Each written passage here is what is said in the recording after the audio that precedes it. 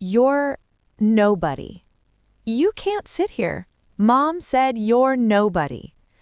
The words didn't come from an adult. They came from my niece. 9 years old, calm voice, practiced tone. And then the table exploded with laughter. My mother covered her mouth. My father laughed so hard he slapped his knee, and my sister, Catherine, just smiled, proud. I stood there holding the casserole I brought for dinner. Heavy, hot, just like the truth I'd been swallowing for years. My name is Natalia. I'm 35. I live and work in San Francisco, California. I manage logistics for a national distribution company. Deadlines, contracts, numbers, pressure. I earn well enough to survive one of the most expensive cities in the country, and well enough to support my entire family for 7 straight years. My parents rent a house outside the city. Not cheap. Never was. My sister Catherine lives with them. She had a child at 20, dropped out of college, jobs never lasted. And every time life got hard, someone called me. At first, they said it was a loan. Then, just this month. Eventually, it wasn't a request anymore. It was an expectation. Back at the table, no one corrected my niece. No one said, "That's not okay," because she didn't invent those words. She repeated them. I set the casserole down, didn't argue, didn't cry. I grabbed my bag and walked out. My mom called after me. "Don't be so sensitive, it was just a joke." But jokes don't teach children who deserves respect. That night, at 9:41 p.m., my phone buzzed. A text from my dad. "Reminder, rent is due tomorrow. The landlord is expecting it." No apology, no mention of dinner, just a bill. I replied with 2 words: "Figure it out." And for the first time in years, I felt something shift. The next morning, my phone was on fire. Missed calls, voicemails, messages accusing me of being selfish, dramatic, jealous. Not one of them said sorry. At 6:05 a.m., my dad called again. "You can't do this," he said. "We depend on you." I answered calmly, "You don't depend on me. You depend on my money." Silence. "It was just a joke," he said. "9-year-olds don't invent humiliation," I replied. Then came the video, my niece, tears in her eyes. "Aunt Natalia, Mom says you don't love us anymore." I deleted it, because that wasn't an apology, it was manipulation. 3 days later, Catherine showed up at my apartment.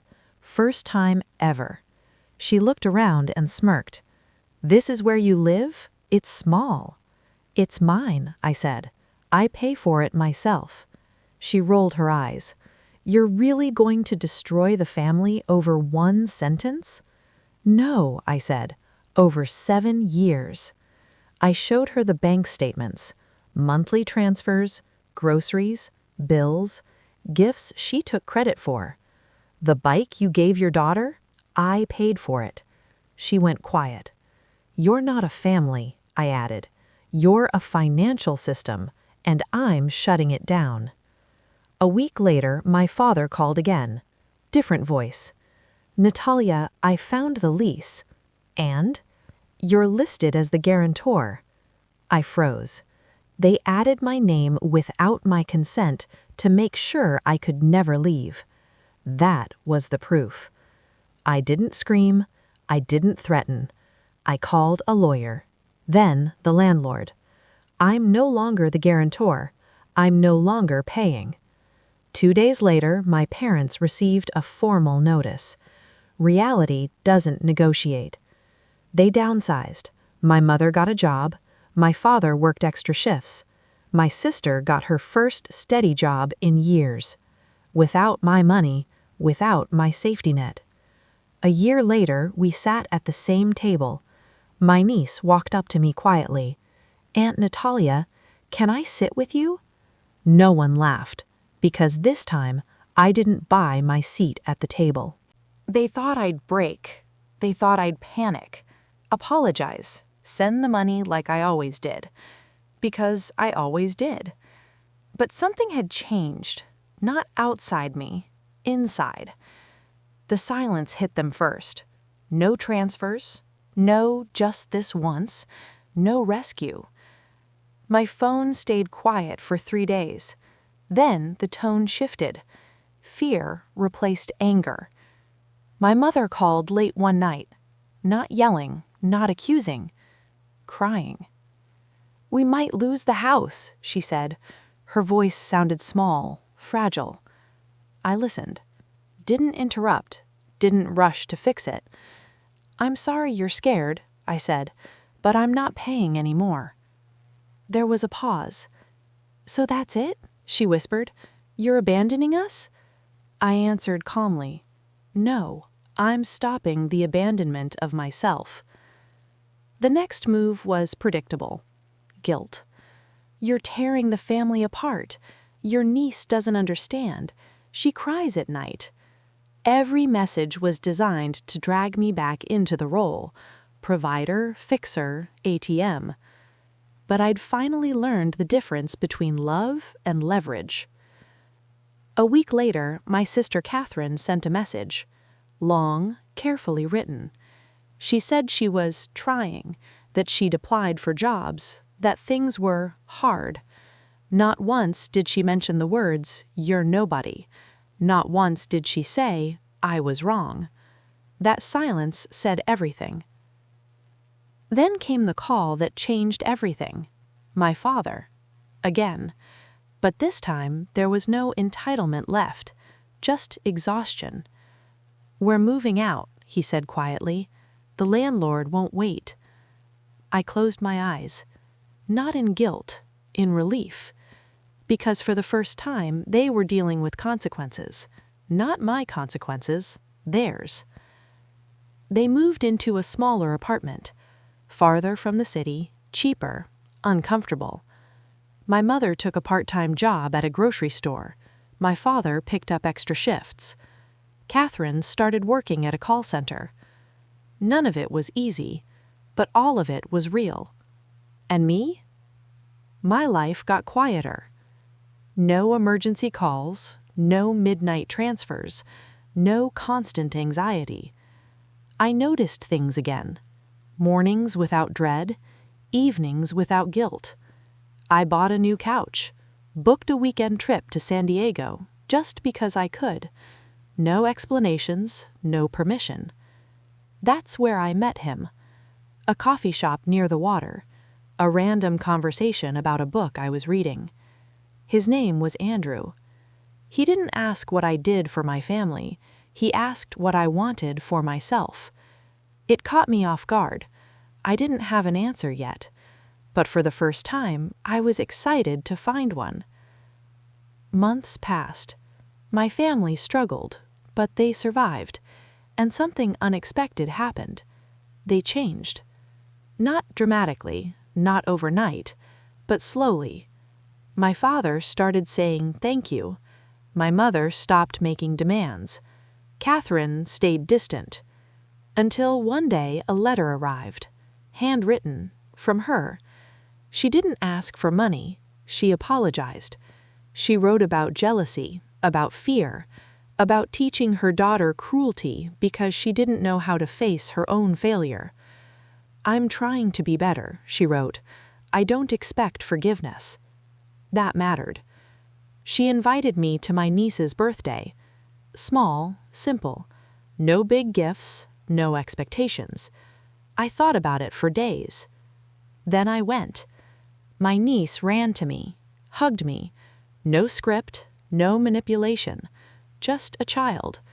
My sister didn't correct her, didn't control the moment. She just watched, quiet. I sat at the table, not because I paid for it, not because I was needed, because I was wanted. And that made all the difference. Today, my life is full. A career I'm proud of. A relationship built on respect. boundaries that protect my peace. My family is still healing, but that's their journey, not my burden. Time did what money never could.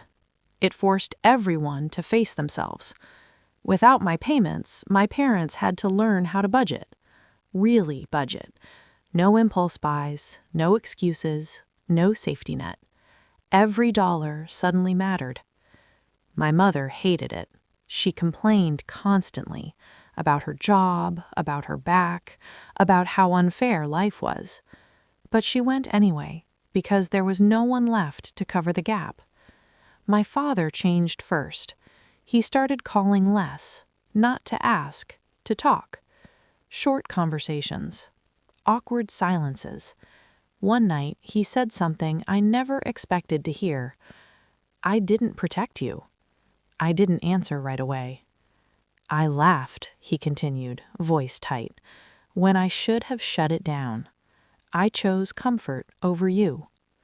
That was the first honest sentence he'd spoken to me in years. My sister Catherine struggled the hardest. Work schedules, childcare, bills, things I used to absorb without a word. She called once, not angry, tired. "I didn't know it was that much," she admitted. "All those years, I thought it just worked." That's the lie dependence tells you, that resources appear out of nowhere. Something else changed, too. My niece. She stopped repeating cruel phrases, stopped rolling her eyes. One day, she asked her mom a question. Why was Aunt Natalia paying for everything? Catherine didn't have a good answer, and kids noticed that. As for me, I started taking up space, at work, in conversations, in my own life. I stopped apologizing for boundaries, stopped explaining myself. I was promoted again, senior management, more responsibility, more authority, and for the first time, I didn't feel guilty about success. Andrew moved to San Francisco 6 months later, not for convenience, for commitment. He saw my family, all of it, the mess, the manipulation, the healing, and he never once suggested I fix them. That's how I knew. A year after that dinner, my mother asked to meet, just us. We sat in a small cafe. No accusations, no tears, just two women across from each other. "I thought you'd always stay," she said quietly. "You were the strong one." I looked at her. That doesn't mean I was supposed to carry everyone. She nodded. For the first time, she didn't argue. We're not perfect now. My family still has habits to unlearn. So do I. But the dynamic is different. They ask. They don't assume. They thank me. They don't expect. And I choose when to show up. That choice is everything. Sometimes I think about that night, the casserole, the laughter, the word nobody, and I realize something important. They didn't mean I was nothing. They meant I was invisible, useful, replaceable, quiet. And when I stopped being quiet, their world shook. There's a moment people don't talk about. Not the confrontation, not the fallout, the moment after, when everything is quiet and you realize no one is coming to pull you back. That's when the real work begins. I had to relearn who I was without being needed. No emergencies, no crisis calls, no one depending on my paycheck. At first, it felt wrong, like I was forgetting something important. But what I was really feeling was withdrawal from responsibility that was never mine. I noticed how often I used to check my phone, waiting for bad news, waiting for guilt. Now, the screen stayed dark, and slowly my shoulders relaxed. At work, people treated me differently, not because I changed jobs, because I changed posture. I spoke without softening my voice. I stopped explaining decisions twice. Meetings ended faster. People listened. Power doesn't announce itself, it settles. Andrew noticed the shift too. "You don't flinch anymore," he said one night, "when your phone rings." He was right. I wasn't bracing for impact anymore. I was present. My family still tested the boundaries. Small things. Could you just help this once? It's not like before. We're trying. I answered kindly, but clearly. No. No explanations. No debates. Just no. And the world didn't end. One afternoon, my niece asked me something unexpected. Why didn't you come around for a long time? I knelt in front of her. Because I needed to learn how to take care of myself, I said. She nodded. Kids understand honesty better than adults. Catherine pulled me aside later. I didn't know how much I was hurting you, she said. I believed her, not because she was perfect, but because she wasn't defensive. That was new. We didn't fix everything. Some relationships don't reset. They restructure. Distance replaced dependency. Respect replaced obligation. And that was enough. 1.5 years after the dinner, my mother said something quietly while we washed dishes together. You're different. I smiled. I'm the same, I said.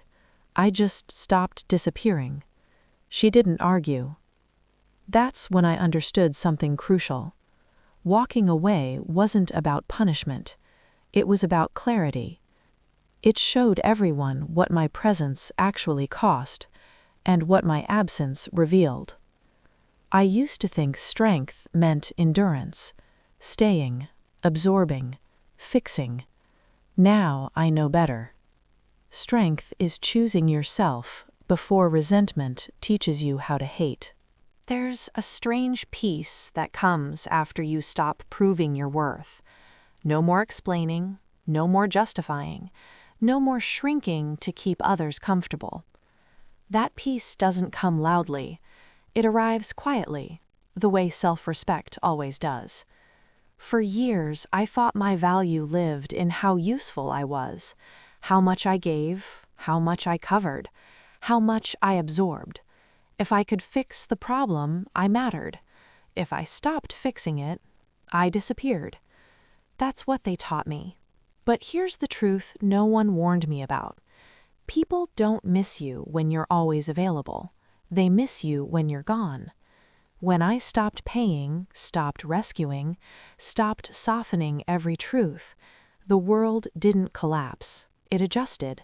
Slowly, painfully, honestly. My family didn't suddenly become perfect. They became responsible. And that was the difference.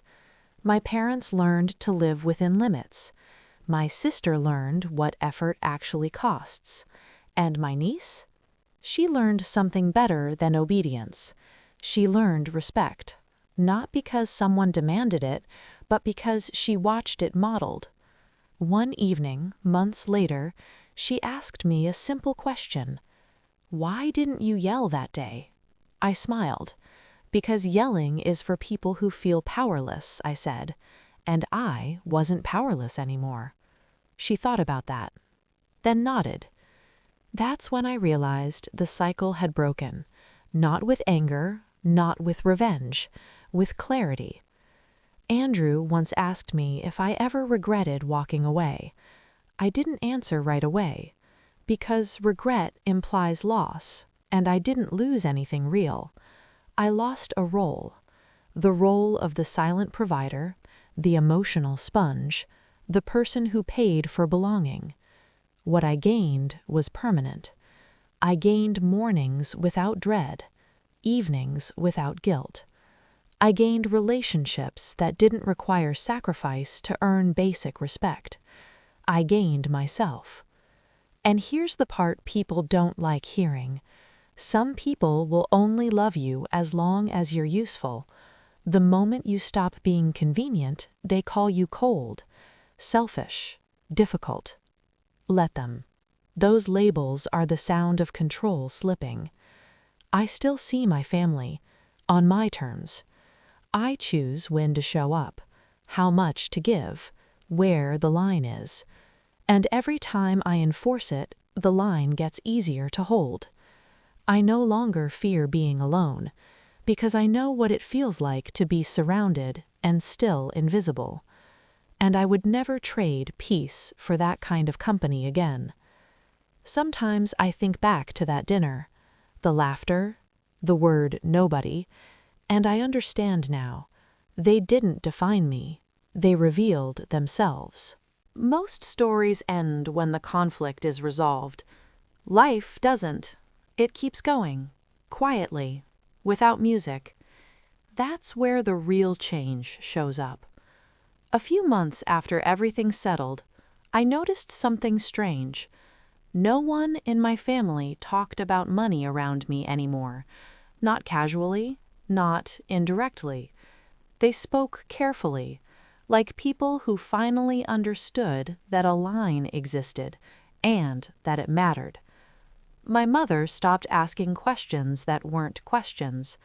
Not, "Are you busy this weekend?" meaning, "Can you help us?"